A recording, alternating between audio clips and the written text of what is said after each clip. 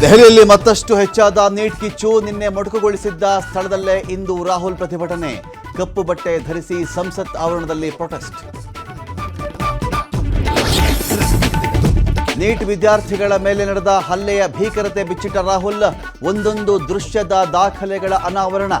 3 ಬೇಡಿಕೆಗಳನ್ನು ಮುಂದಿಟ್ಟು ಹೋರಾಟ ಮುಂದುವರೆಸಿದ ಕೈ ನಾಯಕ. ದೇಶಾದ್ಯಂತ ಹೆಚ್ಚಾಯಿತು ನೀಟ್ ದಂಗೆ. ತೆಲಂಗಾಣದಲ್ಲಿ ದೊಣ್ಣೆ ಹಿಡಿದು ಕಾಂಗ್ರೆಸ್ ಬಿಜೆಪಿ ಬಡಿದಾಟ. ಬಿಹಾರ ಗುಜರಾತ್ನಲ್ಲಿಯೂ ಉಗ್ರ ಹೋರಾಟ.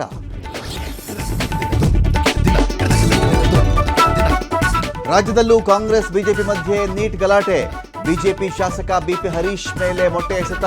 ಪೊಲೀಸ್ ಕಮಿಷನರ್ಗೆ ಬಿಜೆಪಿ ನಾಯಕರ ದೂರು. ಧರ್ಮಸ್ಥಳ ಸೌಜನ್ಯ ಅತ್ಯಾಚಾರ ಕೊಲೆ ಕೇಸ್ಗೆ ಮೇಜರ್ ಟ್ವಿಸ್ಟ್. ಪ್ರಕರಣದ ಮರು ತನಿಖೆಗೆ ಸುಪ್ರೀಂ ಅಸ್ತು.